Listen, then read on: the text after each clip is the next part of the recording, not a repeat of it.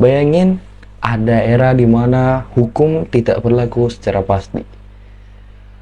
Saudara saling membunuh untuk satu kekuasaan, dan orang biasa bisa menjadi penguasa ketika mereka memiliki pedang dan taktik yang licik. Selamat datang di era Sengoku.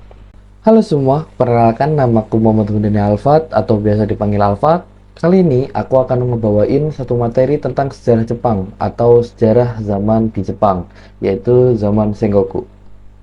Nah, mungkin kalau kalian pernah atau sering lihat anime seperti Sengoku Basara, Inuyasha, dan lain-lain, itu latar atau plot tempatnya itu diambil dari zaman Sengoku ini.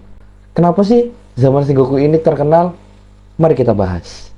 Nah, periode atau masa Sengoku ini berlangsung lebih dari 1 abad, atau lebih tepatnya pada tahun 1467 sampai 1614. Kenapa sih Jepang bisa sampai sehancur itu, dan kenapa ada zaman Sengoku itu sendiri? Pemicunya karena pada masa pemerintahan Ashikaga Yoshimasa terjadi perebutan tahta untuk shogun ke-9. Awal mulanya Ashikaga Yoshimasa ingin pensiun dini untuk mempelajari bahasa dan budaya Jepang. Lalu ditunjuklah adiknya, yaitu Ashikaga Yoshimi, untuk menjadi penerus selanjutnya, dikarenakan beliau tidak mempunyai anak laki-laki untuk penerus keshogunan. Namun berselang 1 tahun, ternyata istrinya melahirkan anak laki-laki yang diberi nama Ashikaga Yoshihisa. Maka dari itulah terjadi satu konflik antara Ashikaga Yoshimi dan Ashikaga Yoshihisa, karena sebelumnya adiknya yang sah untuk menjadi penerusnya kini tergantikan oleh anaknya Ashikaga Yoshimasa itu sendiri, yaitu Ashikaga Yoshihisa. Karena adanya konflik perebutan tahta keshogunan pada masa itu, terjadilah satu peristiwa perang, yaitu Perang Onin.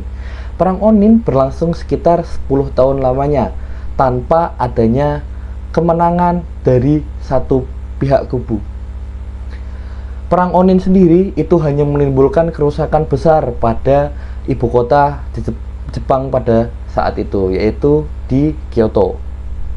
Perang ini juga menimbulkan turunnya sosial dan ekonomi pada masa pemerintahan itu, yang membuat para rakyat kecil seperti petani dan biksu itu memberontak hingga mereka disebut Iki, yang berani melawan atasan, atau rakyat kecil melawan pemimpin. Nah, dikarenakan adanya konflik dan peperangan Onin tersebut, pemerintah Jepang kehilangan kekuasaan dan wibawanya atas Jepang pada saat itu. Dari situ munculnya banyak sekali peperangan antar klan untuk merebutkan kekuasaan dan wilayah untuk klannya itu sendiri. Cerita berlanjut pada tahun 1543. Pada saat itu ada satu kapal Tiongkok yang membawa pedagang dari Portugis terpaksa berlabuh di satu pulau, yaitu Pulau Tanegashima, dikarenakan cuaca buruk dan badai. Pedagang Portugis tersebut membawa satu benda yang membuat penguasa pulau tersebut tertarik, yaitu senjata api. Nama dari penguasa pulau tersebut yaitu Tanegashima Tokitaka. Akhirnya Tokitaka membeli senapan api tersebut dari pedagang Portugis, lalu membawanya ke pandai besinya untuk diteliti dan dikembangkan. Akhirnya setelah waktu yang cukup lama, Tokitawa akhirnya berhasil memproduksi senjata api secara massal. Dari situ peperangan di Jepang ke depannya berubah total. Sebelum ada senjata api, peperangan di Jepang itu didominasi oleh pasukan cavalry, atau bisa kita sebut pasukan berkuda yang menggunakan tombak dan busur sebagai senjatanya. Dikarenakan pelatihan dan keterampilan membusur atau mentombak itu sangat susah pada saat itu, akhirnya banyak klan di Jepang itu kekurangan pasukan untuk berperang. Karena senjata api ini sangat mudah digunakan dan siapapun bisa menggunakannya, akhirnya seorang petani pun bisa ikut ke dalam pertempuran. Mereka itu sering disebut dengan ashigaru. Namun, taktik menggunakan senjata api ini sangat dimaksimalkan oleh satu tokoh besar, yaitu Oda Nobunaga. Cerita berlanjut pada tahun 1560 pada pertempuran Okehazama.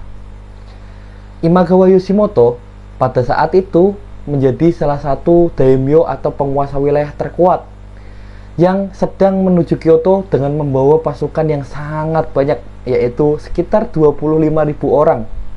Dan pasukan Imagawa menuju ke Kyoto melalui jalur Owari.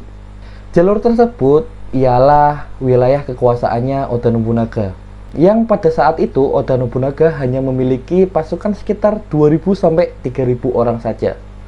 Bahkan para penasihat Oda Nobunaga menyarankan untuk Oda Nobunaga untuk berlindung dan bertahan di dalam kastilnya, dikarenakan ketimpangan pasukan antara Oda Nobunaga dan pasukan Imagawa. Ketika pasukan Imagawa sedang beristirahat di suatu lereng, mereka mendapati badai petir yang sangat dahsyat dan hujan badai. Pada saat itu, Oda Nobunaga tidak menyia-nyiakan kesempatan itu, lalu membawa seluruh pasukannya untuk bergerak dalam diam menuju bukit. Setelah itu, pasukan Oda Nobunaga menyergap pasukan Imagawa dengan secara tiba-tiba dan frontal. Imagawa Yoshimoto sendiri itu tidak sadar ketika Oda Nobunaga menyergap pasukannya. Akhirnya ketika Imagawa keluar dari tenda, ia langsung ditebas oleh salah satu pasukan Oda Nobunaga itu sendiri. Akhirnya dia tewas. Akibat tewasnya pemimpin dari satu pasukan Imagawa, pasukan Imagawa kocar-kacir kemana-mana dan saling tidak beraturan. Akhirnya perang itu dimenangkan oleh Oda Nobunaga secara telak, bahkan dengan perbedaan kekuatan yang sangat besar. Perang Okehazama itu sendiri tidak hanya memberikan kemenangan pada Oda Nobunaga. Oda Nobunaga juga mendapatkan sekutu dari klan Matsudaira, atau klan yang dipimpin oleh Tokugawa Ieyasu.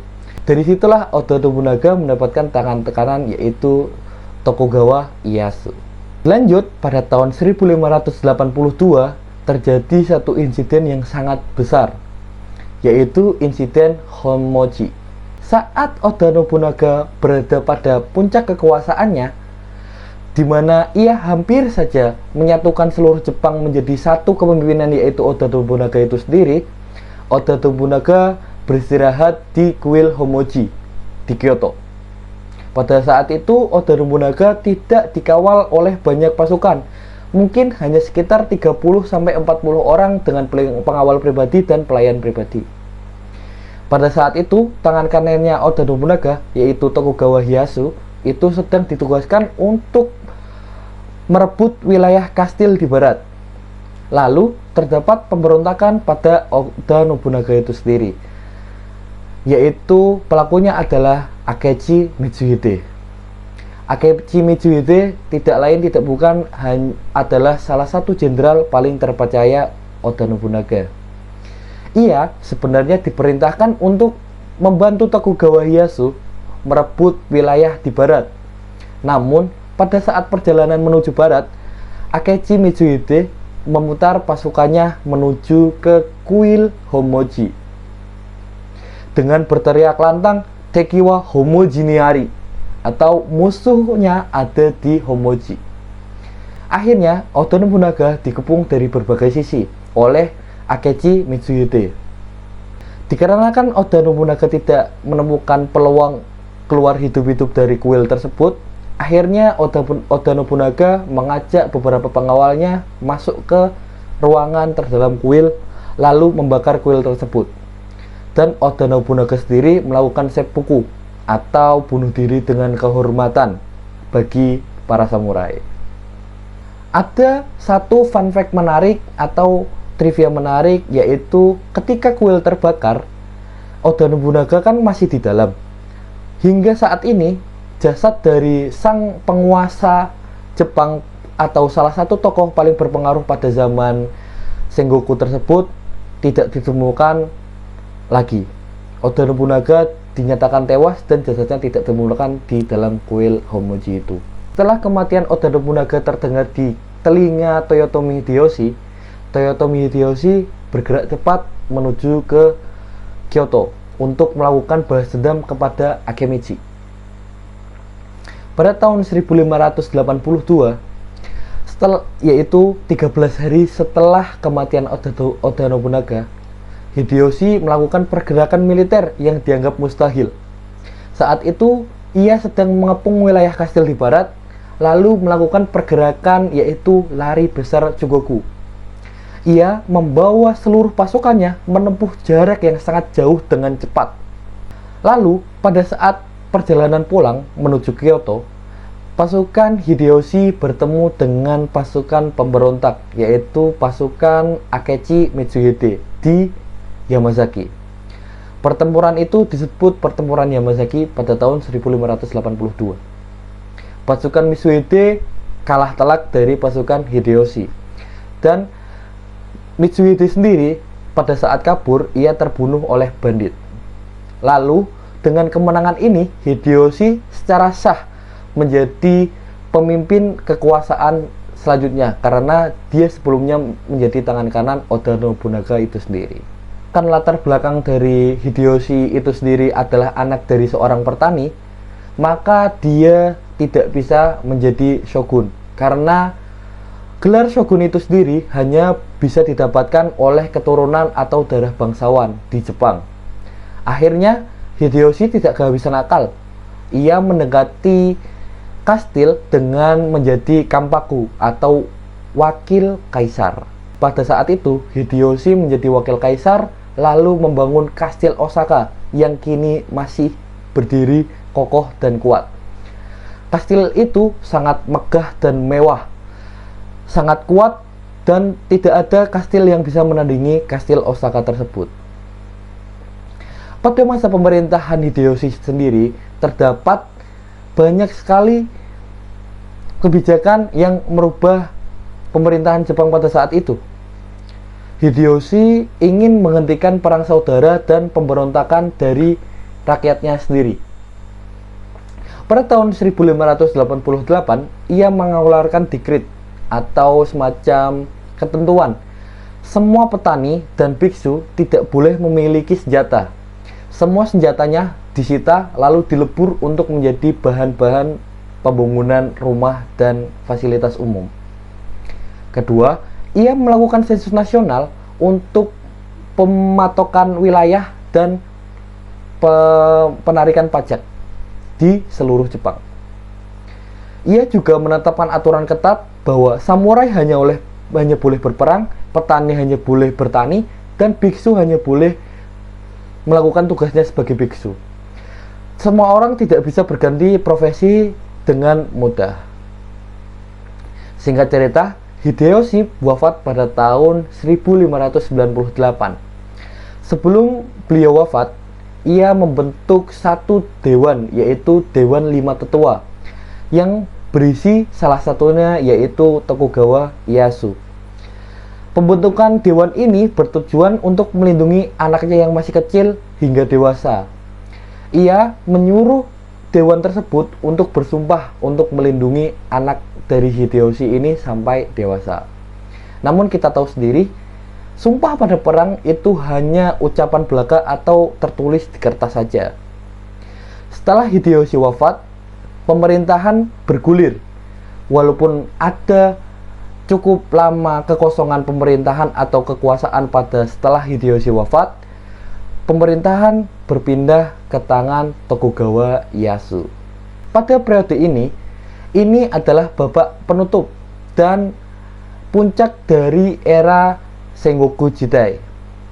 Akhirnya setelah Hideyoshi wafat, terjadi kekosongan pemerintahan atau kekuasaan yang cukup lama yang menimbulkan terpecah menjadi dua kubu, yaitu kubu dari fraksi Ishida Mitsunari, yaitu pembela dari Hideyoshi itu sendiri, dengan kubu Tokugawa Ieyasu, yang akhirnya ketegangan ini memuncak pada pertempuran yang disebut-sebut pertempuran paling berpengaruh di sejarah Jepang, yaitu pertempuran Sekigahara pada tahun 1600-an. Pertempuran ini terjadi di sebuah lembah berkabut bernama Sekigahara. Kedua pasukan bertemu. Awalnya kubu Ishikawa lebih diuntungkan karena mereka memiliki strategi dan pasukan yang sangat banyak. Namun, karena Tokugawa Ieyasu sudah melakukan diplomasi secara gelap di fraksi Ishikawa, akhirnya kubu Tokugawa Ieyasu menang telak pada pertempuran ini. Akhirnya Ishida Mitsuri ditangkap dan dipenggal di depan banyak orang. Insiden tersebut membawa pintu angin yang sangat segar bagi Tokugawa Ieyasu untuk menjadi shogun berikutnya. 3 tahun setelah Tokugawa Ieyasu menang di pertempuran Sekigahara, yaitu tepatnya 1603, ia memindahkan pusat kekuasaan atau pusat pemerintahan Jepang pada saat itu dari Kyoto ke Edo. Edo biasa kita kenal dengan sekarang Tokyo. Ia sekarang menjadi shogun dengan sah, dan kenaikan Tokugawa Ieyasu menjadi shogun itu adalah tanda akhirnya era Sengoku berakhir. Kenaikan Tokugawa Ieyasu menjadi shogun itu adalah titik akhir era Sengoku Jidai dan bergerak menuju zaman Edo.